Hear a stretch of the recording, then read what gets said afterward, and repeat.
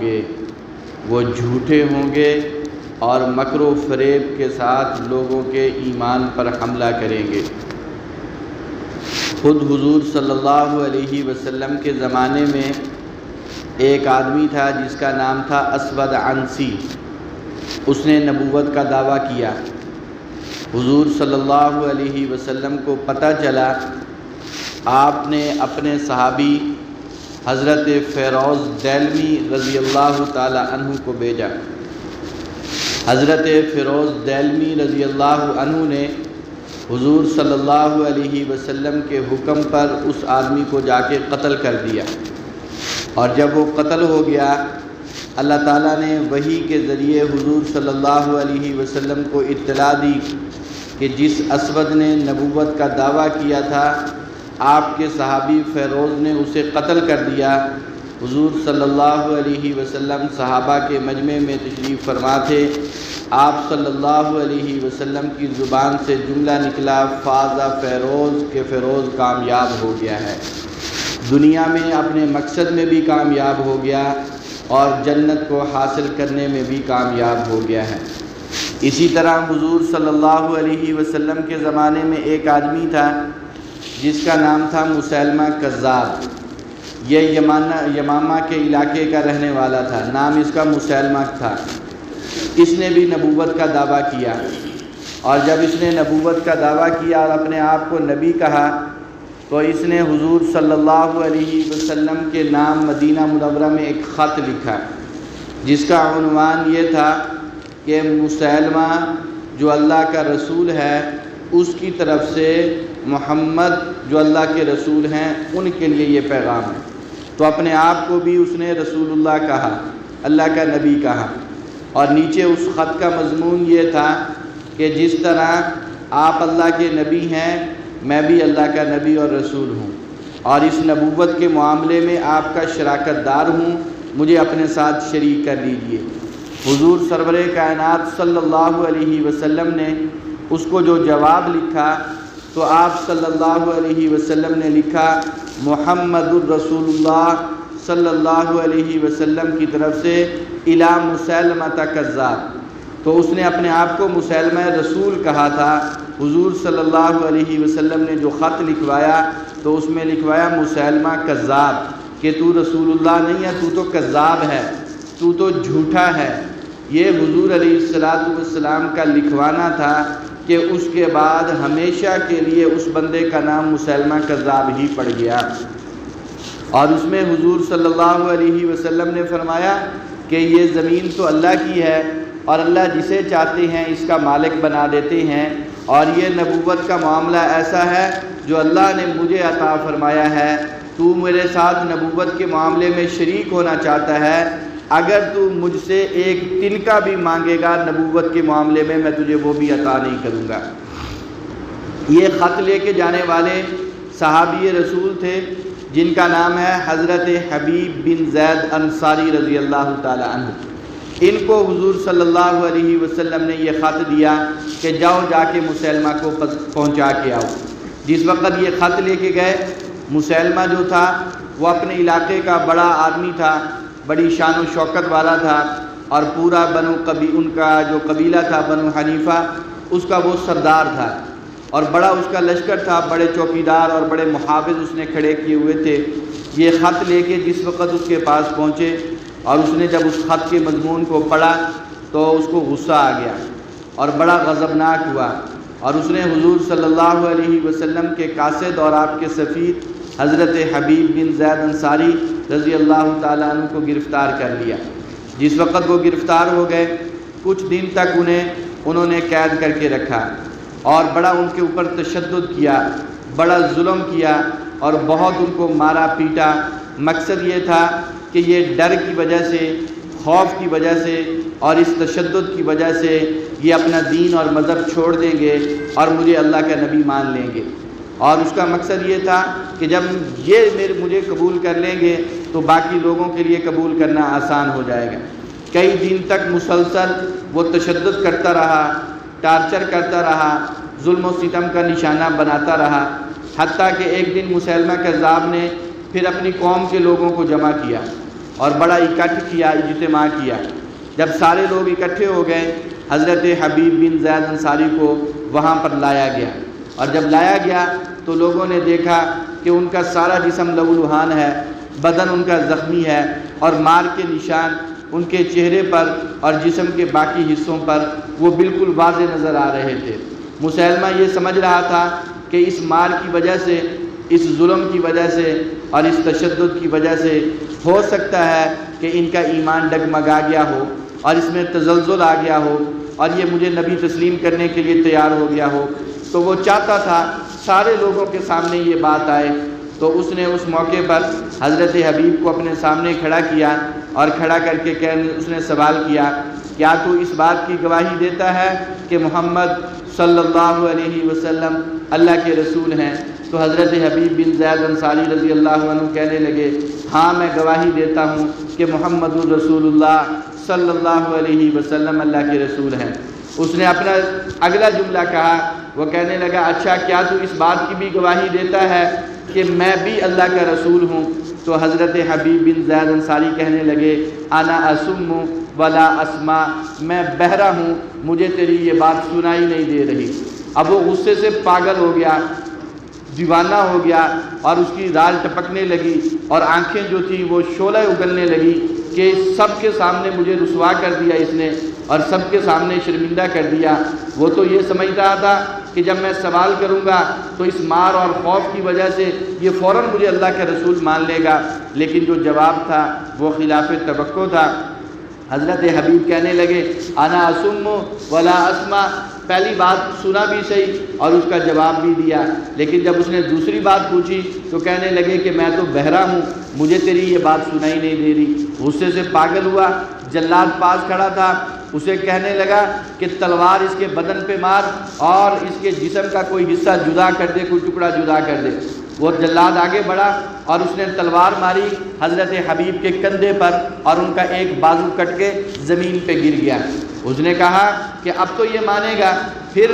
اس مسیلمہ کذاب نے دوبارہ سوال کیا، حبیب بتا، محمد کو اللہ کا رسول مانتا ہے صلی اللہ علیہ وسلم؟ حضرت حبیب کہنے لگے، جھوم کے کہنے لگے، ہاں میں گواہی دیتا ہوں کہ محمد صلی اللہ علیہ وسلم اللہ کے رسول ہے۔ اس نے کہا، اچھا یہ بتا، کیا اس بات کی بھی گواہی دیتا ہے کہ میں بھی اللہ کا نبی اور اللہ کا رسول ہوں؟ حضرت حبیب نے پھر کہا، انا اسم ولا اسمع، میں بہرا ہوں، تیری یہ بات مجھے سنائی نہیں دے رہی، میں اس کو سننا بھی نہیں چاہتا۔ اس نے جلاد کو اشارہ کیا کہ اس کا دوسرا بازو بھی جدا کر دے۔ اس نے تلوار کا وار کیا کندھے پر، اور دوسرا بازو بھی ان کا جدا کر دیا، اور بالکل جو ہے ان کے دونوں بازو کاٹ کے رکھ دیے۔ اس نے پھر سوال کیا، بتا، اللہ کے نبی کو اللہ کے رسول مانتا ہے؟ حضرت حبیب جھوم کے کہتے ہیں، محمد الرسول اللہ صلی اللہ علیہ وسلم اللہ کے نبی ہیں۔ وہ کہتا ہے، مجھے بھی اللہ کا نبی مانتا ہے۔ کہا، میں بہرا ہوں، تیری بات یہ میرے کانوں تک نہیں پہنچ رہی ہے۔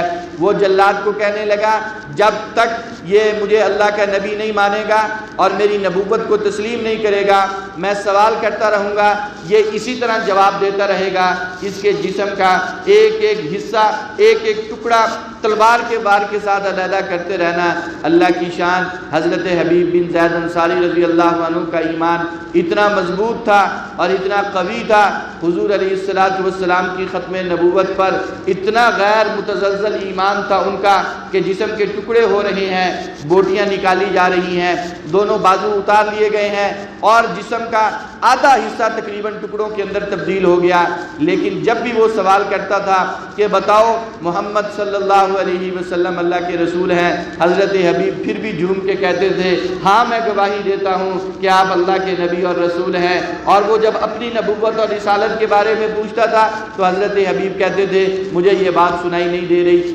آدھا جسم جب ٹکڑوں میں تبدیل ہو گیا تو اس وقت حضرت حبیب رضی اللہ تعالی عنہ کی روح پرواز کر گئی اور انہوں نے شہادت کا جام نوش فرما لیا۔ یہ پہلے عظیم انسان ہیں جنہوں نے حضور صلی اللہ علیہ وسلم کی ختم نبوت کی پہرے داری اور چوکے داری کرتے ہوئے اور آپ کی حفاظت کرتے ہوئے اس انداز میں جام شہادت کو نوش فرمایا ہے۔ اور اس کے بعد پھر ایک تسلسل کے ساتھ حضور سرور کائنات صلی اللہ علیہ وسلم کا جب انتقال وصال ہو گیا، حضرت ابو بکر صدیق رضی اللہ تعالی عنہ خلیفہ بنے تو حضرت ابوبکر صدیق رضی اللہ عنہ نے جو ابتدائی کام کیے تھے ان میں سے سب سے بڑا کارنامہ آپ کا یہ تھا کہ یہ مسیلمہ کذاب جو یمامہ کے علاقے میں رہنے والا ہے اس کے خلاف جہاد کیا جائے اور اس کا کلا کما کیا جائے۔ یہ امت کے ایمان پہ ڈاکہ ڈال رہا ہے، حضور کی ختم نبوت کا انکار کر رہا ہے، ہم اس کو کبھی بھی برداشت نہیں کریں گے۔ حضرت ابوبکر صدیق رضی اللہ عنہ نے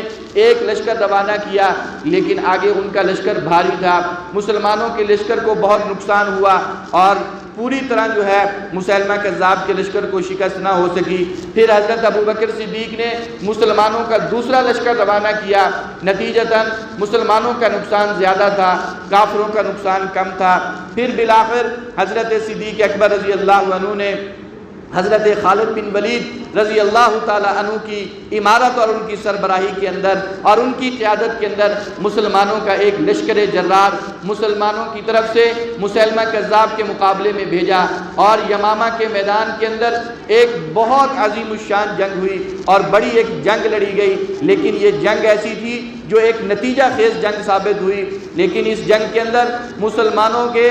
1200 مسلمان شہید ہوئے اور ان 1200 میں سے بھی 700 مسلمان ایسے تھے جو قرآن کے حافظ تھے، قاری تھے، عالم تھے، فقیہ اور محدث تھے، بڑے جلیل القدر صحابہ تھے۔ اور ان 1200 میں سے بھی 70 صحابہ وہ تھے جو بدر کے میدان میں حضور سرور کائنات صلی اللہ علیہ وسلم کے ساتھ پہلی جنگ جو کافروں کے ساتھ ہوئی تھی حضور کے ساتھ وہ شریک ہوئے تھے۔ اس جنگ میں یہ مسلمانوں کا اتنا بڑا نقصان ہوا ہے، 1200 صحابہ ایک ہی لڑائی کے اندر شہید ہوئے ہیں۔ آپ پوری حضور علیہ السلام کی سیرت طیبہ کا مطالعہ کریں۔ مدینہ منورہ میں رہتے ہوئے حضور صلی اللہ علیہ وسلم نے تقریباً کافروں کے ساتھ 27 ایسی جنگیں لڑی ہیں جس میں حضور خود تشریف لے کے گئے ہیں، اور 100 کے قریب جنگیں ایسی ہیں جس میں آپ نے صحابہ کو بھیجا ہے اور صحابہ نے جا کے کافروں کا مقابلہ کیا۔ 10 سال کے عرصے میں 100 کے قریب یہ جو جنگیں لڑی گئی ہیں حضور علیہ السلام کے زمانے میں، اس زمانے کے اندر تمام مسلمان جو شہید ہوئے ہیں، بدر میں شہید ہوئے، احد میں شہید ہوئے، حنین میں شہید ہوئے اور مختلف غزوات میں اور سرایا کے اندر شہید ہوئے، ان سارے شہداء کی تعداد کو اگر اکٹھا کیا جائے تو وہ 259 تعداد بنتی ہے، 260 کا حصہ بھی پورا نہیں ہے۔ حضور علیہ السلام کے 10 سالہ دور کے اندر تمام جنگوں میں مسلمان جو شہید ہونے والے ہیں ان کی تعداد 259 ہے، لیکن ایک جنگ جو یمامہ کے میدان میں مسیلمہ کذاب جھوٹے مدعی نبوت کے خلاف لڑی گئی، اس ایک جنگ کے اندر 1200 مسلمان شہید ہوئے ہیں، 700 قرآن کے حافظ اور قاری شہید ہوئے ہیں، 70 بدری صحابہ شہید ہوئے ہیں۔ حضرت ابوبکر صدیق رضی اللہ عنہ نے امت کا اتنا بڑا نقصان تو برداشت کیا ہے، صحابہ کا اتنی کثیر تعداد میں شہید ہونا اور اپنی جانوں کے نذرانے پیش کرنا اس کو تو برداشت کیا ہے، لیکن حضور علیہ السلام کے ختم نبوت پہ حملہ کرنے والے اور ڈاکہ ڈالنے والا مسیلمہ کذاب، اس کے وجود کو آپ نے برداشت نہیں کیا ہے۔ مسلمان 1200 یا 1250 کی تعداد میں شہید ہوئے ہیں، لیکن دوسری طرف جو مسیلمہ کے ساتھی تھے اور جو اس کا لشکر تھا 21,000 تعداد بتائی جاتی ہے جو اس میدان کے اندر جہنم رسید ہوئے، اور خود مسیلمہ کذاب بھی مارا گیا، وہ بھی جہنم واصل ہوا۔ یہ مسلمانوں کی پہلی جنگ تھی جو ایک جھوٹے مدعی نبوت کے خلاف لڑی گئی۔ اسی زمانے میں ایک عورت تھی جس کا نام سجاح تھا، اس نے بھی اپنے آپ کو نبیہ بنا کے امت کے سامنے پیش کیا تھا کہ میں بھی اللہ کی نبی ہوں اور میرے اوپر بھی وحی آتی ہے، لیکن جب اس وقت اس نے اسود عنسی کا انجام دیکھا اور اسی طرح مسیلمہ کذاب کا انجام دیکھا تو اس نے توبہ کر لی تھی اور وہ بعد میں مسلمان ہو گئی تھی۔ اسی طرح اس زمانے میں ایک طلحہ نامی شخص تھا، اس نے بھی نبوت کا دعویٰ کیا تھا، لیکن جس وقت اس نے دوسروں کے انجام کو دیکھا اور مسلمانوں کے جذبات کو دیکھا اور ان کی ایمانی قوت کو دیکھا تو وہ بھی توبہ طائب ہو گیا تھا۔ اسی طرح تسلسل کے ساتھ چونکہ حضور علیہ السلام نے پیشین گوئی کی تھی کہ میرے بعد بہت سے لوگ ایسے آئیں گے جو جھوٹی نبوت کا دعویٰ کریں گے اور اپنے آپ کو نبی کہیں گے، لیکن آپ نے فرمایا تھا 30 دجالون کذابون، 30 بڑے بڑے آئیں گے اور وہ سارے کے سارے دجال ہوں گے، وہ سارے کے سارے کذاب ہوں گے۔ وہ شعبدہ باز ہوں گے، وہ کرتب دکھانے والے ہوں گے اور وہ بہت بڑے جھوٹے ہوں گے، میرے بعد نبی کوئی نہیں آ سکتا ہے۔ اسی طرح تاریخ کے اندر بہت سے لوگ آئے، ایک آدمی ایسا ہے جس نے بہت سی کتابیں بھی لکھی ہیں اور عربی زبان کے اندر اس کی کتاب متنبی کے نام سے، دیوان متنبی کے نام سے بڑی مشہور کتاب ہے، عربی ادب کی بہت بڑی کتاب ہے، اس نے بھی نبوت کا دعویٰ کیا تھا، لیکن یہ وہ لوگ تھے کہ امت نے کبھی بھی ان کے نبوت کے دعوے کو قبول نہیں کیا ہے اور کبھی بھی ان کا اس دور کو چلنے نہیں دیا گیا۔ آپ حضرات جانتے ہیں کہ 19ویں صدی کے آخر میں ہندوستان کے اندر قادیان میں مرزا غلام احمد قادیانی نے، اس نے بھی اپنے آپ کو نبی بنا کے پیش کیا اور اس نے نبوت کا دعویٰ کیا، لیکن اس کا جو یہ دعویٰ نبوت ہے اس بارے میں آپ یاد رکھیں، ابتداءً یہ شروع کے اندر ایک مناظر کی حیثیت سے اور ایک خود خطیب کی حیثیت سے اس نے اپنے آپ کو مسلمانوں میں مشہور کرایا اور عیسائیوں کے خلاف یہ مناظرے کیا کرتا تھا اور مسلمان اس کی اس کارروائیوں سے بڑے خوش تھے کہ یہ بڑا اچھا مناظر ہے اور بڑا اچھا خطیب ہے اور گفتگو بڑی اچھی کرتا ہے۔ اس کی ابتدائی زندگی ایسی تھی، لیکن پھر اس کے بعد اس نے مجدد ہونے کا دعویٰ کر دیا کہ میں اس صدی کا مجدد ہوں، اور اس کے بعد پھر اس نے اپنے آپ کو مہدی ہونے کا دعویٰ کیا اور مہدی بنا کے لوگوں کے سامنے پیش کیا۔ یہ بات یاد رکھیے کہ ہمارے ہاں امت مسلمہ کا یہ اجماعی عقیدہ ہے کہ امام مہدی علیہ رضوان قیامت سے پہلے وہ اس دنیا کے اندر تشریف لائیں گے، اگرچہ کچھ لوگ یہ کہتے ہیں کہ وہ بہت پہلے پیدا ہو گئے تھے اور صدیوں سے ایک غار کے اندر چھپے ہوئے ہیں، لیکن حضور سرور کائنات صلی اللہ علیہ وسلم کی واضح احادیث کی روشنی میں اہل سنت والجماعت کے طبقات کا یہ عقیدہ اور نظریہ ہے کہ حضرت امام مہدی علیہ رضوان قیامت سے پہلے پیدا ہوں گے۔ حضور علیہ السلام نے ان کی پوری نشانیاں بتائی ہیں۔ آپ نے فرمایا وہ میرے خاندان سے ہوں گے، حضرت حسن کی اولاد میں سے ہوں گے، اور اسی طرح آپ نے فرمایا ان کا نام میرے نام پر ہوگا اور ان کے والد کا نام میرے والد کے نام پر ہوگا اور وہ مدینہ منورہ میں پیدا ہوں گے۔ آپ نے ان کی ساری نشانیاں بتائی ہیں۔ امام مہدی کا ایک بڑا مقام ہے امت مسلمہ کے ہاں، تو یہ مرزا غلام احمد قادیانی یہ چاہتا تھا کہ میں بھی اسی طرح کا کوئی مقام حاصل کر لوں، تو مجدد ہونے کے بعد اس نے اپنے آپ کو مہدی بنا کے لوگوں کے سامنے پیش کیا کہ جس مہدی کا تم انتظار کر رہے ہو اور جس کے اوپر تم نگاہیں لگا کے بیٹھے ہو کہ وہ مہدی آئے گا اور وہ ہمارا مسیحا بنے گا، میں ہی وہ مہدی ہوں، لوگوں مجھے پہچانو۔ لیکن امت تو سمجھ رہی تھی کہ یہ جھوٹا ہے، کذاب ہے، دجال ہے، یہ مہدی نہیں ہو سکتا ہے۔ انہوں نے اس کے اس دعوے کو تسلیم نہیں کیا۔ کچھ وقت گزرا، پھر اس نے اپنے آپ کو مسیح موعود ہونے کا دعویٰ کر دیا۔ یہ بات بھی یاد رکھیے، امت مسلمہ کا یہ اجماعی عقیدہ ہے اور متفقہ عقیدہ ہے۔ حضرت عیسیٰ علیہ السلام جن کا لقب مسیح ہے اور جن کو موعود بھی کہا جاتا ہے، اللہ تبارک و تعالیٰ نے حضرت عیسیٰ علیہ السلام کو زندہ آسمانوں پہ اٹھا لیا تھا اور اس وقت وہ جنت میں ہیں اور آسمانوں کی زندگی گزار رہے ہیں، اور حضور علیہ السلام نے فرمایا قیامت سے پہلے اللہ تبارک و تعالیٰ حضرت عیسیٰ علیہ السلام کو دوبارہ اس زمین پر مبعوث کریں گے اور وہ دوبارہ یہاں پہ آئیں گے۔ اور آپ نے تو پوری نشانیاں بتائی ہیں، دمشق کی جامع مسجد، اس کا منارۃ المسیح، وہاں پر حضرت عیسیٰ علیہ السلام کا نزول ہوگا اور وہاں سے زمین پہ تشریف لائیں گے اور اس امت کی قیادت کریں گے۔ اور آپ نے یہ بھی فرمایا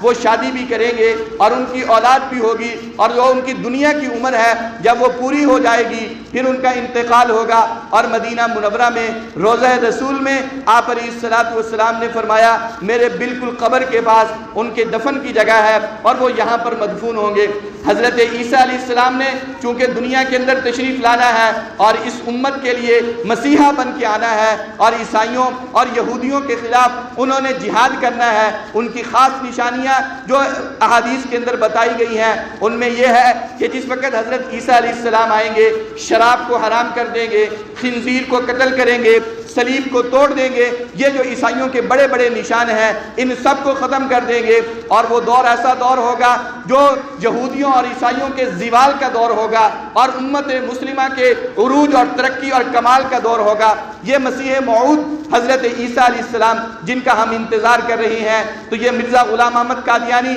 اس نے اپنے آپ میں دعویٰ کیا کہ کہ مسلمانوں جس مسیح کا تم انتظار کر رہے ہو میں ہی وہ مسیح موعود ہوں، مجھے اللہ نے مسیح موعود بنا کے بھیجا ہے۔ لیکن حضرت مسیح موعود کی نشانیاں تو مسلمان صحیح احادیث کی روشنی میں پڑھ چکے تھے، وہ اس کے دعوی نبوت اس مسیح کو کہاں قبول کرنے والے تھے۔ بالآخر یہ کہ اس نے پہلے مجدد ہونے کا دعویٰ کیا، پھر اس نے مہدی ہونے کا دعویٰ کیا، پھر اس نے مسیح ہونے کا دعویٰ کیا، اور بالآخر میں اس نے اتنی بڑی چھلانگ لگائی اور نعوذ باللہ ثم نعوذ باللہ اپنے آپ کو نبی ہونے کا دعویٰ بھی کر دیا کہ میں اللہ کا نبی بھی ہوں اور اللہ کا رسول بھی ہوں اور میں مسلمانوں کے لیے نبی بن کے آیا ہوں۔ اصل کے اعتبار سے اس کے پیچھے انگریز تھا، اور وہ انگریز یہ چاہتا تھا کہ مسلمانوں کے اندر جو جذبہ جہاد ہے اور جذبہ شہادت ہے یہ اس وقت تک باقی رہے گا جب تک ان کے اندر سے کوئی آدمی کھڑا نہ ہو اور وہ اس جہاد کو ختم نہ کر دے اور اس کو منسوخ نہ کر دے۔ ضرورت تھی ان کو ایک آدمی کی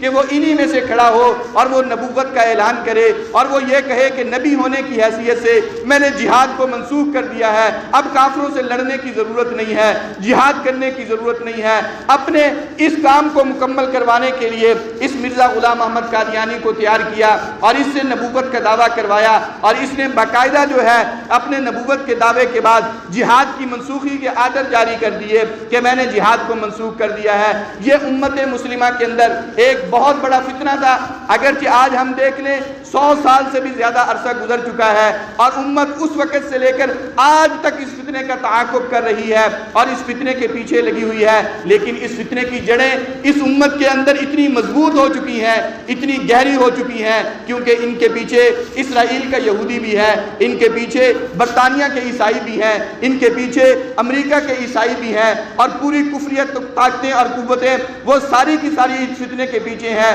مسلمانوں نے ہزاروں اور لاکھوں کی تعداد میں اپنی جانوں کی قربانیاں دی ہیں، اپنے مال کی قربانیاں دی ہیں اور ہر قسم کی قربانیاں دی، لیکن اس کے باوجود اس فتنے کی جڑیں اتنی مضبوط اور اتنی گہری ہیں کہ مکمل طور پر پوری دنیا سے اس فتنے کا خاتمہ ابھی تک نہیں ہو سکا۔ یہ ایک بہت بڑا فتنہ ہے۔ ہمارے بزرگوں میں علامہ انور شاہ کشمیری رحمۃ اللہ تعالی علیہ بہت عظیم الشان بزرگ گزرے ہیں، خاتم المحدثین کے نام سے انہیں جانا جاتا ہے، اور ان کے بارے میں کہنے والوں نے کہا، لکھنے والوں نے کتابوں میں لکھا کہ پچھلے 500 سال کے اندر مسلمانوں کے اندر اتنا کوئی ذہین اور فتین آدمی نہیں آیا جتنا علامہ انور شاہ کشمیری رحمۃ اللہ علیہ ذہین ہے۔ اور ان کے بارے میں حکیم الامت مجدد الملت حضرت مولانا اشرف علی تھانوی رحمہ اللہ فرمایا کرتے تھے کہ اسلام کی حقانیت اور اسلام کی سچائی کی ایک دلیل یہ بھی ہے کہ علامہ انور شاہ کشمیری مسلمان ہیں۔ اگر اسلام میں کوئی جھول ہوتی اور اسلام کے اندر کوئی رکاوٹ ہوتی تو علامہ انور شاہ کشمیری جیسا ذہین اور فتین آدمی اس اسلام کو کبھی قبول نہ کرتا۔ ایسا ذہین آدمی کہ دیوبند کے اندر پڑھا رہے ہیں، مدرسے میں حدیث کا سبق پڑھاتے ہیں۔ مجھے بات یاد آ گئی، ہمارے شوج آباد کے علاقے میں ایک بزرگ ہوتے تھے حضرت مولانا عبداللہ بہلوی رحمۃ اللہ تعالی علیہ، بڑے عظیم بزرگ تھے، حضرت شیخ الہند کے شاگرد، حضرت علامہ انور شاہ کشمیری رحمہ اللہ کے شاگرد، اور وہ شاگرد ہیں جنہوں نے ابتدائی زمانے میں حضرت کشمیری رحمہ اللہ سے بخاری شریف کی احادیث پڑھی ہیں۔ حضرت بہلوی فرمایا کرتے تھے کہ ہم اپنے استاد علامہ انور شاہ کشمیری کے بارے میں علی وجہ البصیرت یہ کہہ سکتے ہیں کہ شاید ہی کوئی رات ایسی ہوتی ہوگی جس میں علامہ انور شاہ کشمیری رحمہ اللہ کو حضور کی زیارت نہیں ہوتی ہوگی۔ ہر رات خواب میں حضور علیہ السلام کی زیارت ہوتی تھی۔ کہا کبھی کوئی رات ایسی آ جاتی ہوگی کہ مہینوں کے بعد ان کو زیارت نہ ہوتی ہو، اور جس دن زیارت نہیں ہوتی تھی ان کے چہرے پہ ایسی افسردگی ہوتی تھی، ایسے مرجھایا ہوا پن ہوتا تھا کہ جب وہ درسگاہ میں آتے تھے ہم فوراً پہچان لیتے تھے کہ لگتا یہ ہے کہ آج نانا کی زیارت نہیں ہوئی ہے۔ ایسا عظیم انسان ہندو بہاولپور میں تشریف لائے اور اسی سفر کے دوران ملتان کے ریلوے اسٹیشن پہ بیٹھے ہوئے تھے، رات کا وقت تھا، ٹرین کے انتظار میں تھے حضرت کشمیری رحمہ اللہ۔ ایک غیر مسلم جس کی ڈیوٹی تھی وہاں اسٹیشن کے اوپر، اس کے ہاتھ میں لالٹین ہے اور وہ اپنی ڈیوٹی دیتا ہوا کبھی جو ہے وہ ادھر کو جا رہا ہے، کبھی ادھر کو جا رہا ہے، کبھی ادھر جاتا ہے، کبھی ادھر جاتا ہے، اور بار بار جب حضرت کے قریب آتا ہے تو لالٹین یوں کر کے حضرت کے چہرے کو بھی دیکھتا ہے، جا رہا ہے آ رہا ہے۔ کچھ وقت گزرا، حضرت تو انتظار میں بیٹھے ہوئے تھے ٹرین کی، تھوڑی دیر کے بعد وہ آیا اپنے بچوں کو، اپنی بیوی کو، گھر کے سارے افراد کو لے کے آیا اور حضرت کشمیری رحمہ اللہ کو کہنے لگا کہ جس دین اور مذہب کا کلمہ تم پڑھتے ہو ہمیں بھی پڑھا کے مسلمان کر دیا۔ انہوں نے کہا میں نے آپ کو کوئی دعوت تو دی نہیں ہے، کوئی پیغام تو دیا نہیں ہے، کیا بات ہوئی کہ ابھی تو تم یہاں چکر لگا رہے تھے اور ابھی تھوڑی دیر کے بعد سب کو لے کے آ گئے اور کہتے ہو کہ کلمہ پڑھا کے مسلمان کر لو۔ انہوں نے کہا میں نے آپ کے چہرے کو دیکھا اور بار بار دیکھا تو میرے دل نے یہ گواہی دی کہ جس شخص کا چہرہ اتنا نورانی ہو یہ جھوٹے مذہب پر نہیں ہو سکتا۔ پورا خاندان مسلمان ہو گیا چہرے کو دیکھ کے۔ ایسا عظیم انسان، ان کے بارے میں آتا ہے ایک مرتبہ ایک کتاب تھی اور وہ ہندوستان میں بالکل نایاب تھی، کہیں مل نہیں رہی تھی، ضرورت تھی لیکن مل نہیں رہی تھی۔ تحقیق کرتے پتہ چلا کہ مصر کے جامع ازہر کی لائبریری میں اس کا صرف ایک ہی نسخہ موجود ہے، بس وہاں پہ پڑی ہوئی ہے اور نہیں ہے دنیا میں کہیں بھی۔ ضرورت تھی ہندوستان میں اس کتاب کی۔ اکابرین بزرگوں نے مشورہ کیا کہ کسی نہ کسی طرح وہ کتاب حاصل کرنی چاہیے۔ ظاہری سی بات ہے نایاب نسخہ ہے، وہ ہمیں دیں گے تو نہیں، کسی آدمی کو یہاں سے بھیجو، وہ وہاں جائے، اس کی نقل کر کے لے آئے، کاپی پہ رجسٹر پہ اس کو لکھ کے لے آئے، کم از کم ہمارے پاس اس کی نقل تو ہونی چاہیے۔ تو جب مشورہ ہوا، قرۂ فعال علامہ انور شاہ کشمیری رحمۃ اللہ علیہ کے نام نکلا کہ ان کو بھیجا جائے، یہ کر کے آئیں۔ اب ہندوستان سے سفر کر کے مصر میں پہنچے اور وہاں جا کے جب لائبریری میں اس کتاب کو دیکھا تو ان کو کہنے لگے میرا آنے کا مقصد صرف یہ ہے کہ میں اس کتاب کی ایک نقل لینا چاہتا ہوں، مجھے اس کی نقل کرنے دیں۔ اس زمانے میں فوٹو اسٹیٹ، موبائل، تصویریں تو ہوتی نہیں تھی، نقل کی جاتی تھی، لکھی جاتی تھی۔ انہوں نے کہا مجھے اجازت دیں میں نقل کر لوں گا۔ انہوں نے کہا یہ ہماری لائبریری کے اصول کے خلاف ہے، ہم پڑھنے کی اجازت تو دیتے ہیں، دیکھنے کی اجازت تو دیتے ہیں، ریفرنس دینے کی اجازت تو دیتے ہیں کہ آپ کوئی کتاب لکھ رہے ہیں، اس کا کوئی حوالہ کسی کتاب میں دینا، اس کا ریفرنس دیا جا سکتا ہے، 2 4 5 سطریں اس کی تو اجازت ہم دیں گے، اول سے لے کر آخر تک، الف سے لے کر یا تک پوری کتاب نقل کرنا چاہیں ہم اس کی اجازت نہیں دیتے، یہ ہماری لائبریری کے اصول کے خلاف۔ اگر ہم یوں نقلیں کر کر کے دینا شروع کر دیں تو یہ پھر نایاب نسخہ کہاں سے رہے گا؟ یہ تو ہماری لائبریری کی شان ہے، ہم نہیں دیں گے۔ بعض لائبریریوں میں اصول ہوتے ہیں کہ مطالعہ کر سکتے ہو لیکن فوٹو لینے کی اجازت نہیں ہے، فوٹو اسٹیٹ نہیں آپ کروا سکتے۔ معاملہ بڑا عجیب تھا۔ حضرت نے فرمایا اچھا ٹھیک ہے تمہاری مرضی، تم اپنے اصول کے پابند ہو، اچھا مجھے ایک نظر اس کتاب کو دیکھنے تو دو، دیکھوں تو صحیح وہ کتاب میں ہے کیا جو میرے اکابرین اور میرے بزرگوں نے مجھے بھیجا ہے کہ نقل کر کے لے کے آؤ۔ انہوں نے کتاب دی، حضرت نے اس کو پڑھنا شروع کیا، الف سے لے کر یا تک، اول سے لے کر آخر تک، ایک ہی مجلس کے اندر بیٹھ کے اس ساری کتاب کو پڑھا اور پڑھنے کے بعد وہ کتاب ان کے حوالے کی، اجازت لی، وہاں سے واپس آ گئے، سفر کر کے ہندوستان میں پہنچے، دارالعلوم دیوبند میں پہنچے، اساتذہ انتظار میں تھے کہ اتنا نایاب نسخہ ہے جس کے لیے جامع ازہر کا سفر کرنا پڑا ہے وہ آ رہا ہے، سارے بڑے خوش تھے۔ حضرت کشمیری جب پہنچے اجلاس بلایا گیا، جی بتائیے کیا کارگزاری ہے، آپ کیا نقل کر کے لائے ہیں؟ حضرت کشمیری کہنے لگے میں گیا ان کے پاس، ان کو میں نے کہا مجھے نقل کی اجازت دو، انہوں نے کہا یہ ہمارے اصول کے خلاف ہے، نقل کرنے کی اجازت نہیں دے سکتے، اس لیے میں اس کو نقل کر کے نہیں لایا۔ سب کے سر جھک گئے، چہروں پہ پریشانی آ گئی کہ اتنا خرچہ بھی کیا، ایک آدمی کو اتنی دور بھی بھیجا، اتنا وقت بھی اس پر لگایا، مدرسے کے پیسے لگائے، قوم کا چندہ اس کے اوپر لگایا، کتاب پھر بھی نہیں ملی، پیسے سارے کے سارے ضائع ہو گئے، محنت ضائع ہو گئی۔ حضرت کشمیری کہنے لگے پریشان ہونے کی ضرورت نہیں ہے، میں نے کچھ چیزیں اپنے ذہن میں محفوظ کی ہیں، میں کاغذ پہ ان کو اتار دیتا ہوں۔ عشاء کی نماز پڑھی، پڑھنے کے بعد آپ اس کو لکھنا بیٹھ گئے اور لکھتے لکھتے صبح تک لکھتے رہے۔ جب صبح ہوئی اجلاس دوبارہ بلایا گیا، آپ نے ایک کاپی تیار کی ہوئی تھی وہ اس کے سامنے رکھی کہ یہ ہے جو میں نے اپنے ذہن میں محفوظ کیا تھا، اچھا اب اس کاپی کو وہاں مصر میں بھیج دیا جائے اور ان کو کہا جائے کہ تم اس کو دیکھ لو، نقل کرنے کی اجازت نہیں ہے، کم از کم اس کو اس کے ساتھ موازنہ تو کر لو، جہاں جہاں کوئی غلطی ہو نشاندہی کر دینا، اس کی تصحیح کر دینا، اس کی اجازت تو وہ دے ہی دیں گے۔ اساتذہ نے کہا بات بڑی اچھی ہے۔ اب یہاں سے اس کتاب کو مصر کے اندر بھیجا گیا اور مصر کی لائبریری پہ جب وہ نسخہ گیا اور انہوں نے دونوں کتابوں کا آپس میں موازنہ کیا تو وہ یہ لکھنے پہ مجبور ہو گئے کہ علامہ انور شاہ کشمیری اتنا ذہین انسان ہے کہ اس نے جس کتاب کو چند تھوڑی سی دیر میں بیٹھ کے پڑھا تھا، الف سے لے کر یا تک، اس کتاب کو اپنے سینے میں ایسے محفوظ کیا ہے کہ جب اس کی نقل تیار کی ہے تو ایک حرف کی کمی بیشی بھی اس کے اندر نہیں ہے۔ ایسا عظیم انسان، ایسا ذہین انسان۔ آپ کو یاد ہوگا پاکستان بننے سے بھی پہلے کی بات ہے، بہاولپور کی عدالت میں ایک مقدمہ آیا تھا قادیانیوں کے خلاف، اور یہ دنیا کی تاریخ کا پہلا مقدمہ تھا جو عدالت میں آیا تھا۔ احمد پور شرقیہ کے علاقے کا کوئی مسلمان تھا جس کا نام تھا عبد الرزاق، اس کی شادی ہوئی تھی ایک عورت جس کا نام تھا غلام عائشہ، بعد میں وہ مرتد ہو گیا، قادیانی ہو گیا وہ شوہر اس کا، اور بچی کے باپ نے کہا یہ تو کافر ہے، زندیق ہے۔ عدالت بہاولپور کی عدالت میں مقدمہ آ گیا کہ تنسیخ نکاح کا فیصلہ کیا جائے، ہماری بچی مسلمان ہے، یہ مرتد ہے، اس کے نکاح میں نہیں رہ سکتی۔ اب جب عدالت کے فلور پر بات آئی نا تو پوری دنیا کے قادیانی اکٹھے ہوئے، دنیا کیا امریکہ برطانیہ کے لوگ اکٹھے ہو گئے، اور ریاست بہاولپور کا جو نواب تھا اس پر دباؤ ڈالا جا رہا ہے، جج اکبر پہ دباؤ ڈالا جا رہا تھا کہ یہ فیصلہ نہیں ہونا چاہیے۔ پوری ریاست بہاولپور، ملتان اور ارد گرد کے علماء اور فضلاء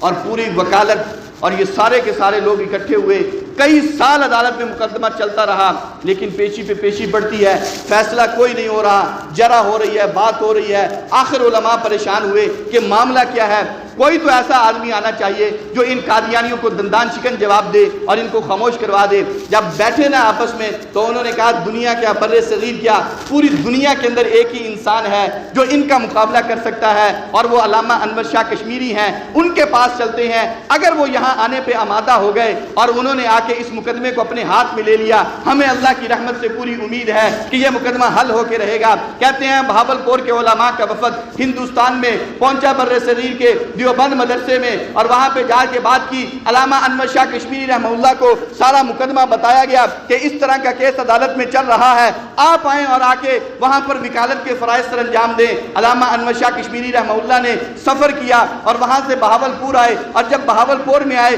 علماء کا ایک اجتماع تھا جس میں سارے علماء اور فضلاء بیٹھے ہوئے تھے۔ حضرت کشمیری کہنے لگے عدالت میں بیان ریکارڈ کرانے سے پہلے میں تمہاری خدمت میں ایک گزارش کرنا چاہتا ہوں۔ وہاں حضرت نے ایک بہت بڑا خطاب کیا تھا جو آج بھی کتابوں کے اندر لکھا ہوا موجود ہے، اور آپ کا بڑا عجیب خطاب تھا۔ اس میں آپ نے دو تین باتیں بڑی عجیب کہی۔ سب سے پہلی بات آپ نے یہ کہی کہ جس وقت بہاولپور کے یہ علماء میرے پاس وہاں دیوبند میں آئے تھے اور مجھے اس مقدمے کی پیروی کرنے کے لیے آمادہ کر رہے تھے، میں نے حج کا ارادہ کیا ہوا تھا اور بہت جلد میں حج کے سفر پہ جانا چاہ رہا تھا۔ دیکھتے ہی یہ لوگ آئے اور انہوں نے معاملے کی نزاکت میرے سامنے رکھی، تو میں نے اس وقت سوچا کہ انور شاہ تو حج کرنے کے لیے جا رہا ہے، یقیناً یہ بہت بڑی سعادت کی بات ہے، حج بھی کرے گا، حضور کے روزے پہ بھی چلا جائے گا، وہاں جا کے صلاۃ و سلام بھی پیش کرے گا۔ لیکن فوراً ہی میرے دل میں خیال آ گیا کہ جب میں حج کرنے کے بعد حضور کے روزہ اقدس پہ جا کے صلاۃ و سلام پیش کروں گا، اگر حضور نے مجھ سے پوچھ لیا انور شاہ تو یہاں کیوں آیا ہے،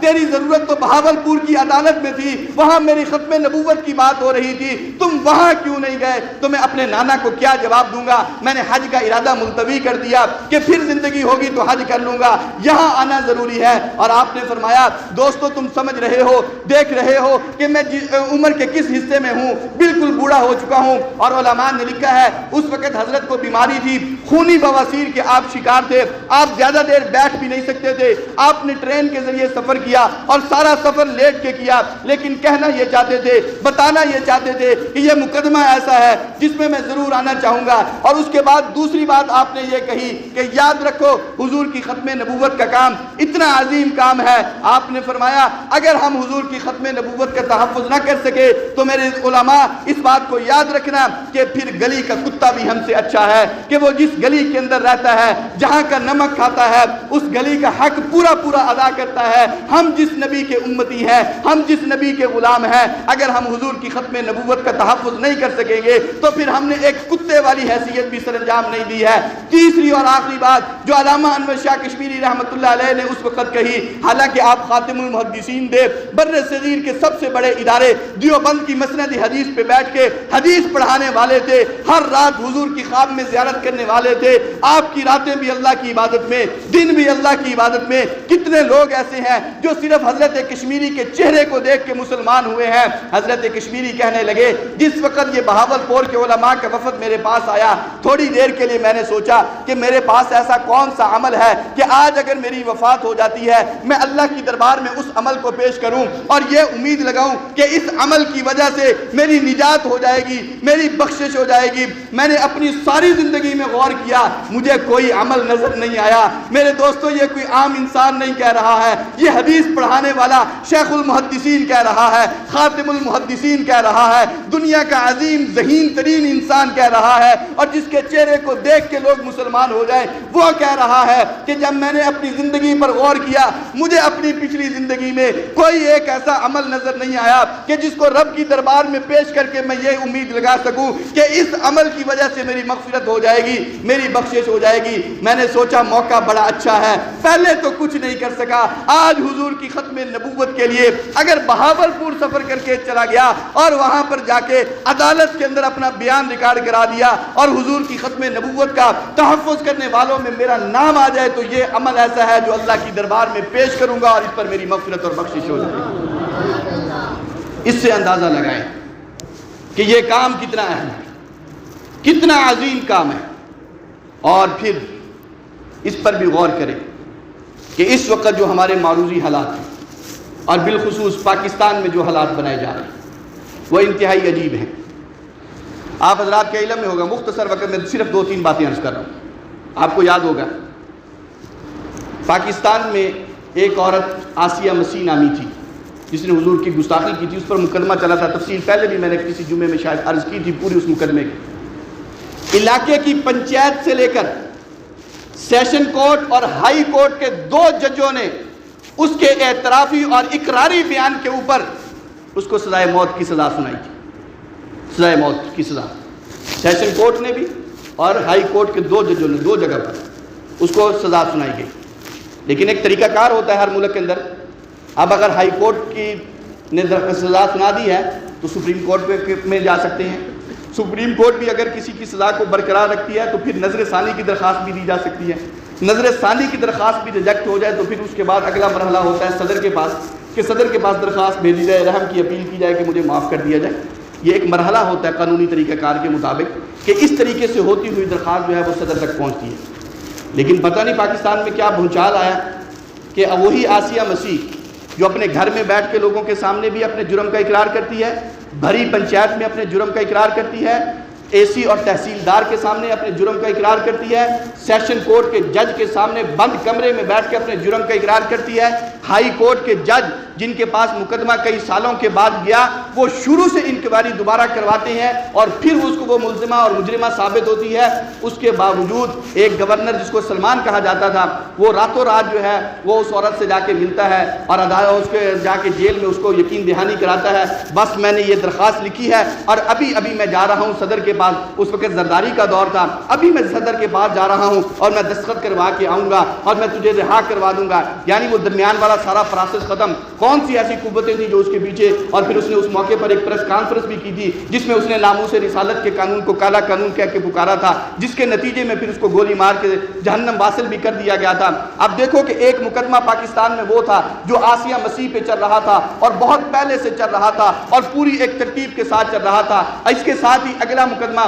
وہ سلمان تاثیر کے قتل کا تھا جو غازی ممتاز قادری پہ چلا۔ اب دنیا کو دکھانا ہم کیا چاہتے ہیں، ہمارا قانون کس طرح کام کیا کرتا ہے۔ سلمان تاثیر کا مقدمہ وہ بعد میں عدالت میں آیا ہے لیکن اس کا فیصلہ پہلے ہو گیا اور اتنی جلدی اس فیصلے کو نپٹایا گیا کہ جلدی جلدی اس کے اوپر سارے پروسیس سے گزار کے غازی ممتاز قادری شہید رحمۃ اللہ علیہ ان کو جو ہے انہوں نے سزائے موت کے آرڈر بھی جاری کر دیے اور اس کا فیصلہ بھی کر دیا گیا اور عمل درآمد بھی کرا دیا گیا۔ لیکن یہ کیس جو پہلے سے چل رہا تھا اس کو لٹکایا گیا اور اس کے اندر تاخیری حربے کیے گئے اور پھر آپ حضرات جانتے ہیں کہ یہی آسیہ مسیح تھی۔ ایک وقت ایسا آیا کہ سپریم کورٹ کے ججوں کے پاس یہ فیصلہ پہنچا اور 2 بڑے جج، ایک اس وقت کا چیف جسٹس جسے ثاقب نثار کہتے ہیں اور دوسرا کھوسہ جو بعد میں چیف جسٹس بنا، ان 2 آدمیوں کا بینچ تھا، ڈبل بینچ، یہ اس کی پیروی اس کو سن رہے تھے دونوں بیٹھ کے۔ اب جب ان کے پاس مقدمہ آیا نا تو عرض یہ کر رہا ہوں کہ وہ مقدمہ کہ شروع سے لے کر آخر تک اس میں کوئی رکاوٹ نہیں ہے اور بالکل 2 ٹوک اور واضح الفاظ میں اس نے اپنے جرم کا خود اقرار کیا ہے۔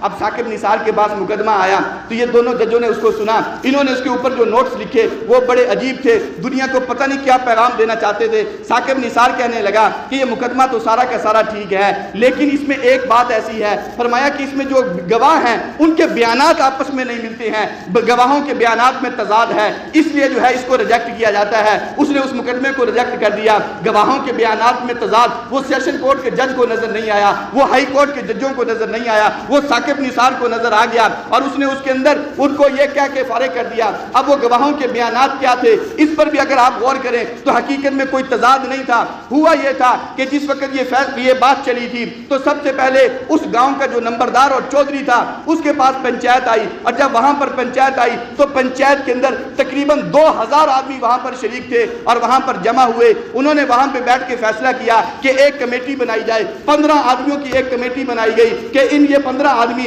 اس عورت کے گھر میں جائیں اور جا کے اس سے ملاقات کر کے اس سے پوچھیں کہ واقعی تو نے گستاخی کی ہے یا نہیں کی, اس کا بیان بھی تو سامنے آنا چاہیے. یہ 15 آدمی اس عورت کے گھر گئے. جب یہ اندر اس کے گھر اس کا بیان لینے کے لیے گئے تو گلی محلے کے اندر کچھ لوگ اکٹھے ہو گئے جن کی تعداد تقریباً 200 کے برابر تھی. اب یہ لوگ وہاں پہ اکٹھے ہیں کہ یہ باہر نکلیں گے, ہمیں بتائیں گے کہ اس نے کیا کہا ہے, اس کا کیا بیان ہے. اب جس وقت یہ مقدمہ عدالت کے اندر آیا, عدالت نے گواہوں کو لینا تھا. ایک گواہ لیا ان میں سے جو 2000 بندے نمبردار کے ڈیرے پہ جمع تھے, ایک گواہ لیا ان 15 آدمیوں میں سے جو اندر ملاقات کرنے کے لیے گئے تھے, ایک گواہ لیا ان 200 آدمیوں میں سے جو گلی محلے میں کھڑے ہو کے انتظار کر رہے تھے. اب کہا سب نے یہی کہ اس نے اپنے جرم کا اقرار کیا ہے, لیکن پہلے سے پوچھا کہ جب وہ اس کی بات ہوئی تھی کتنے آدمی تھے, اس نے کہا 2000 آدمی تھے. دوسرے سے پوچھا گیا جب تم اس کا بیان سن رہے تھے لکھ رہے تھے کتنے آدمی تھے, اس نے کہا 15 آدمی تھے.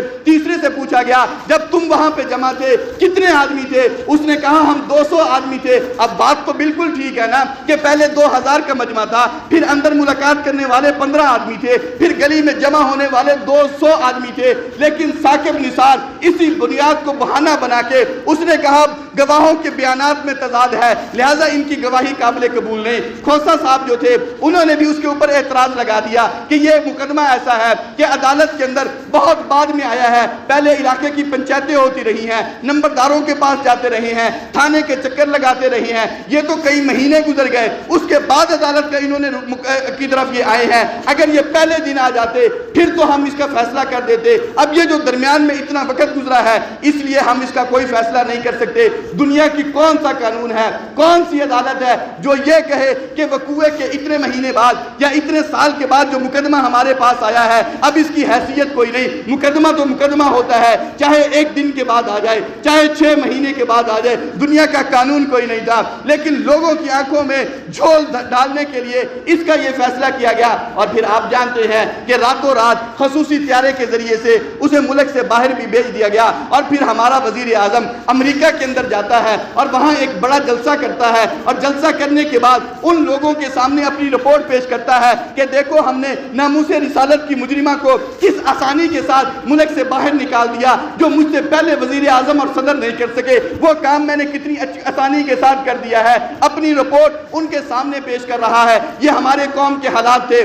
ہمارے ملک کے حالات تھے. اس کے بعد پھر ایک قانون یورپی یونین نے پاکستان پر مسلط کیا جس کے اندر یہ بات لکھی ہوئی تھی FATFA کے نام سے کہ یہ قانون وہ ہے کہ پاکستان کا کوئی شہری, کوئی مسلمان اپنی مرضی کے ساتھ اپنی جائیداد کو مسجد کے لیے وقف نہیں کر سکتا, مدرسے کے لیے وقف نہیں کر سکتا, دینی ادارے کے لیے وقف نہیں کر سکتا, پہلے حکومت سے اجازت لینا ہوگی. یہ دنیا کا کون سا قانون ہے, کون سی شریعت کہتی ہے, کون سا اسلام کہتا ہے؟ آج تک شریعت کا قانون یہ ہے کہ وقف کرنے والا اپنی مرضی سے چاہے مدرسے کو دے دے اس کی مرضی ہے, چاہے مسجد کو دے دے اس کی مرضی ہے, چاہے وہ کسی ادارے کو دے دے, کسی تنظیم کو دے دے, کوئی اس کو پہنچنے والا نہیں ہے. لیکن یورپین یونین کے کہنے پر ہمارے ملک کے اندر یہ قانون بنایا گیا, باقاعدہ اس کو پاس کیا گیا, قانون کا حصہ بنایا گیا کہ آج کے بعد مسجد کو کوئی بندہ براہ راست جگہ نہیں دے سکتا, مدرسے کو براہ راست جگہ نہیں دے سکتا. اور پھر اس پر بس نہیں, اس میں اگلی شک یہ درج کی گئی اگر ایک جگہ ایسی ہے جہاں مسجد بن گئی, جہاں مدرسہ بن گیا, جہاں تعلیم کا ادارہ بن گیا, حکومت کی مرضی ہے جب چاہے اسے ختم کر دے, مسمار کر دے, اس کی جگہ پر جو چاہے تعمیر کر دے, کوئی حکومت کو پوچھنے والا نہ ہوگا. یہ ہمارے ملک کے اندر قانون بنا ہے, انہی ایام کے اندر بنا ہے. کیا مطلب؟ آج یہ ہماری مسجد ہے، وقف کی مسجد ہے، لوگ نماز پڑھتے ہیں، کل کو کوئی حکمران آئے اور آ کے کہے نہیں نہیں یہ مسجد نہیں ہوگی، یہ تو گاؤں کی چوپال بنے گی، یہ چوراہا بنے گا، یہ شادی گھر بنے گا، یہاں ہم کچھ اور بنانا چاہتے ہیں، دنیا کا قانون اس کو روک نہیں سکے گا، کیونکہ قانون کے اندر یہ بات لکھی جا چکی۔ پھر اس کے بعد ایک تیسرا مرحلہ آیا، پاکستان کے اندر باہر کے دباؤ پر ایک قانون لایا گیا۔ وہ قانون کیا تھا؟ تو گھریلو تشدد بل کے نام پر ایک قانون لایا گیا، اور وہ قانون اس کی ایک شک یہ ہے کہ اگر کوئی نوجوان لڑکی اپنے آشنا کے ساتھ اپنے گھر کے اندر آتی ہے، اس کے باپ کو پوچھنے کی اجازت نہیں ہے بیٹی یہ تیرے ساتھ کون ہے، یہ کس لیے آیا ہے، باقاعدہ اس کے اندر یہ ایک شک موجود ہے۔ باپ کو کچھ کہنے کی اجازت نہیں، اس سے پوچھنے کی اجازت نہیں، حتیٰ کہ اگر باپ اس پر سختی بھی کرے گا، باپ کے خلاف مقدمہ چلے گا، بچی سے کچھ نہیں پوچھا جائے گا۔ یہ گھریلو تشدد کا بل کا نام یہ بھی پاکستان کے اندر لایا گیا، اگرچہ اسلامی نظریاتی کونسل میں جب یہ پہنچا انہوں نے اس کو مسترد کر دیا کہ یہ تو خلاف شریعت ہے، ہم تو اس کو تسلیم کرنے کے لیے تیار نہیں، لیکن اس کی بات گشت ابھی بھی حلقوں کے اندر سنائی دی جا رہی ہے۔ اور آپ جانتے ہیں پچھلے دنوں کے اندر ایک اور قانون پاکستان کے اندر لایا گیا، وہ کیا کہ اگر کسی کی عمر 18 سال سے کم ہے اور وہ غیر مسلم ہے، اپنی مرضی سے کلمہ پڑھنا چاہتا ہے، اسلام قبول کرنا چاہتا ہے، قانون یہ بنایا جا رہا ہے کہ اس کو اسلام قبول کرنے کی اجازت نہیں ہے، اسے کلمہ پڑھنے کی اجازت نہیں ہے۔ یہ پاکستان کے ایک صوبے سے منظور بھی ہو چکا ہے، باقی صوبوں کے اندر بھی اس کی بات گوش سنائی دی جا رہی ہے، اور اس پر بھی باقاعدہ کام ہو رہا ہے۔ دیکھو تو صحیح یہ ہمارے ملک کے اندر کس قسم کے حالات پیدا کیے جا رہے ہیں،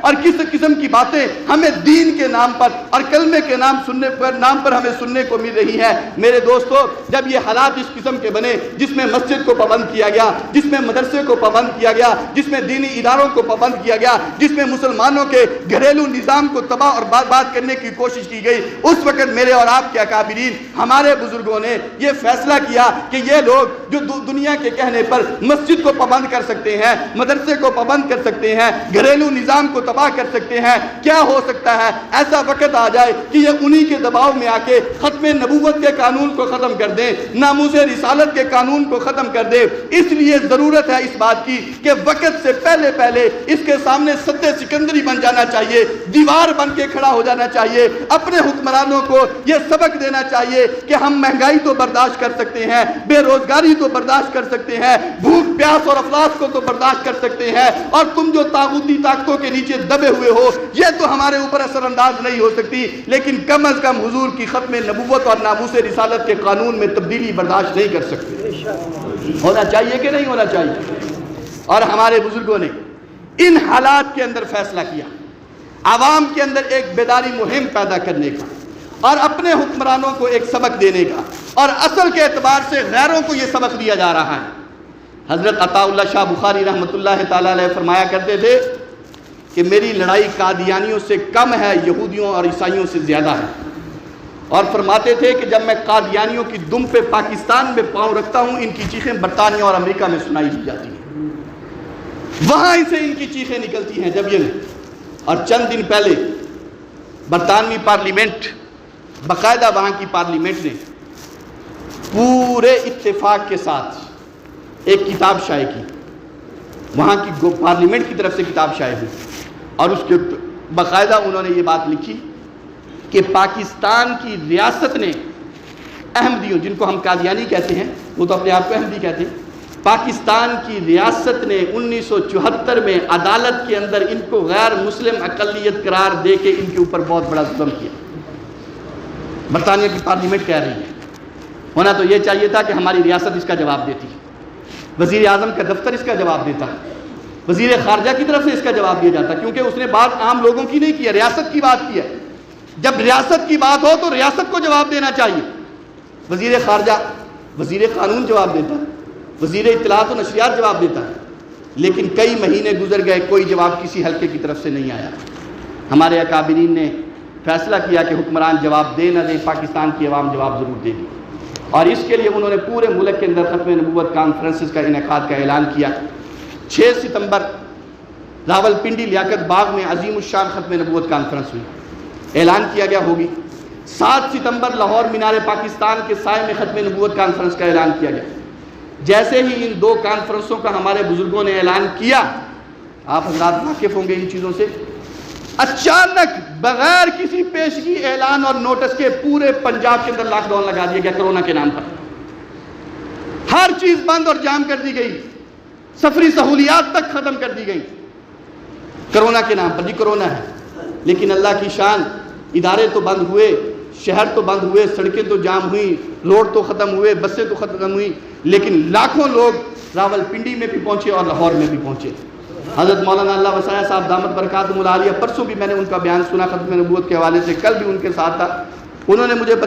بیان میں انہوں نے کہا لاہور میں جس وقت کانفرنس ہو رہی تھی اور آخری خطاب ہو رہا تھا, وہ کہنے لگے میں مسجد میں بیٹھ کے ممبر پہ بیٹھ کے کہہ رہا ہوں. وہ فرمانے لگے کہ میں کھڑا ہوا اسٹیج پر اور میں نے یوں کر کے دائیں طرف نگاہ دوڑائی, پھر بائیں طرف نگاہ دوڑائی اور پھر سامنے کی طرف نگاہ دوڑائی, جہاں تک نگاہ جاتی تھی انسانی نگاہ تھک کے واپس آ جاتی تھی, انسانی سروں کا سمندر ختم نہیں ہوتا. لیاقت باغ میں جس وقت کانفرنس ہو رہی تھی, حضرت مولانا فضل الرحمان صاحب سٹیج پہ پہنچے. مولانا اللہ وسعہ صاحب کی زبان سے یہ بات سن کے آ رہا ہوں, وہ فرمانے لگے کہ جس وقت مولانا فضل الرحمان صاحب سٹیج پہ پہنچے تو میں ان کے سینے سے لگا اور میں نے کہا مولانا مبارک ہو, اللہ نے ختم نبوت کی کانفرنس کو کامیاب کر دیا ہے. دیکھو لاکھوں لوگ باوجود پابندیوں کے اوچھے ہٹکندوں کے یہاں پہ پہنچ گئے ہیں اور کتنا بڑا مجمع ہے جو ختم نبوت کے نام پہ جمع ہے. مولانا فضل الرحمان کہنے لگے مولانا اللہ وسعہ تم تو ان لوگوں کو دیکھ رہے ہو جو یہاں پہ بیٹھے ہیں, میں ابھی پنڈی بازار سے گزر کے آ رہا ہوں, جتنا مجمع یہاں پر ہے اس سے زیادہ مجمع جو ہے وہ سڑکوں پہ موجود ہے. اتنے لوگ اکٹھے ہوئے اور آج ہمارے اکابرین نے اعلان کیا ہے 7 اکتوبر بروز جمعرات قلعہ کوہنہ اسٹیڈیم باغ کا قاسم پارک جو ہے ملتان کے اندر 7 اکتوبر کو ختم نبوت کانفرنس کا اعلان کیا. اور یہ صرف ملتان کی کانفرنس نہیں ہے, یہ پورے جنوبی پنجاب کی کانفرنس ہے. چیچا وطنی سے لے کر ڈیرہ اسماعیل خان تک یہ جتنے اضلاع ہیں, اور اسی طرح بکھر اور اس طرح کے حاصل پور اور چشتیاں اور بہاول پور اور رحیم یار خان تک جتنے اضلاع بھی جنوبی پنجاب کے آتے ہیں, یہ سب کی کانفرنس ہے. اس کو کامیاب کروانا یہ ہم سب کی ذمہ داری ہے. یہ وقت کی ضرورت ہے, یہ ہمارا تقاضا ہے. اور حضرت کا جملہ بڑا عجیب ہے, فرمایا ہم یہ سمجھتے ہیں کہ کانفرنس میں جائیں گے تو پتہ نہیں کیا ہو جائے گا کیا نہیں ہوگا. فرمایا تم 2 قدم اٹھا کے کانفرنس میں آ جاؤ, تمہارے یہ 2 قدم زمین کی دھرتی پر نہیں, یہ قادیانیوں کے سینے پہ کوہ ہمالیہ سے زیادہ مضبوط ثابت ہوتے ہیں. تو میرے عزیز دوستو, اس کو کامیاب کروانا یہ ہماری ذمہ داری ہے. اور ہم نے دیکھا ہے کہ پچھلے 1 ماہ سے جب سے اس کانفرنس کا اعلان ہوا ہے, میں نے دیکھا ہے خانقاہوں کے اکابرین, مدرسوں کے شیخ الحدیث, سفید ریش بزرگ اور وہ جو اللہ اللہ کرنے والے تھے اور لوگوں کو سبق پڑھانے والے تھے, وہ ایک ایک مسجد, ایک ایک گاؤں اور ایک ایک بستی میں جا رہے ہیں, صرف اس لیے کہ ختم نبوت کے پروانوں میں ایک آگاہی مہم پیدا ہو جائے اور ہم یہ اپنے حکمرانوں کو اور باہر کی دنیا کو پیغام دینے میں کامیاب ہو جائیں کہ دیکھو اگر راول پنڈی کا مسلمان جاگ رہا ہے, لاہور کا مسلمان جاگ رہا ہے, تو جنوبی پنجاب کا مسلمان بھی جاگ رہا ہے اور یہ اپنے ایمان اور ختم نبوت پر کسی کو حملہ نہیں کرنے دے. تو کون کون ساتھی تیار ہے 7 اکتوبر کو؟ بھائی ہاتھ وہ کھڑا کریں جو جائیں گے. اور انشاءاللہ اتنا بڑا مجمع ہے, کم از کم 2 گاڑیاں بڑی جہاں سے جانی چاہیے. یہ ہمارے ایمان کا مسئلہ ہے. دیکھو تشکیل عام طور پر ہم نہیں کیا کرتے, لیکن ختم نبوت کی بات آ جائے, یہ وقت تو کیا مال تو کیا جان بھی دینی پڑ جائے, اس سے بڑی سعادت, اس سے کم بڑی سعادت اور کوئی نہیں ہو سکتی. اس لیے بھائی تیاری کریں, بھرپور تیاری کریں, اور پورے طور پر جو ہے اپنی تیاری کے ساتھ کم از کم ہمارے اس گاؤں سے یہ تو یہ ذہن میں ہونا چاہیے کہ کوئی گھر ایسا نہیں ہونا چاہیے کہ جس میں سے کوئی فرد نہ گیا. ہر گھر سے ایک فرد تو کم از کم, سارے جا سکتے ہیں, زیادہ جا سکتے ہیں, وہ تو بڑی سعادت کی بات ہے, لیکن کم از کم ایک آدمی. اور اسی طرح ہمارے مختلف چکوک سے بھی ساتھی جمعے کے لیے آئے ہوتے ہیں, ان سب سے میں درخواست کروں گا کہ وہ سارے کے سارے حضرات اپنے گھروں میں, اپنے علاقے میں, اپنے گاؤں میں محنت کریں. 7 اکتوبر بروز جمعرات انشاءاللہ العزیز 4 بجے یہاں سے قافلہ روانہ ہوگا. سارے ساتھی جو ہیں وہ تیاری کریں. اب 1 منٹ کے لیے, صرف 1 منٹ کے لیے اپنے ارادے کھڑے ہو کے ظاہر کرتے ہیں. جنہوں نے جانا ہے کھڑے ہو جائیں بس. آپ یہ اللہ کے گھر میں کھڑے ہیں, اللہ کے ساتھ عزم کر رہے ہیں. جو حضرات جانے والے ہیں اور تیاری کرنے والے, وہ صرف اپنے کھڑے ہو کے ارادے 1 منٹ کے لیے. اللہ آپ کو جزائے خیر نصیب فرمائے. یہ بہت کم ہے بھائی, کھڑے رہیں, یہ بہت کم ہے, اور ساتھی بھی کھڑے ہوں. ختم نبوت کا مسئلہ ہے, ہر گھر سے. اگر کوئی یہ کہتے ہیں میں نہیں جا سکتا, اپنے بیٹے کو تیار کر دے, اپنے بھائی کو تیار کر دے. ایک گھر سے ایک آدمی تو ضرور جانا چاہیے. اللہ تبارک و تعالیٰ قبول فرمائے اور نصیب فرمائے, ہم سب کو جانا سعادت نصیب فرمائے.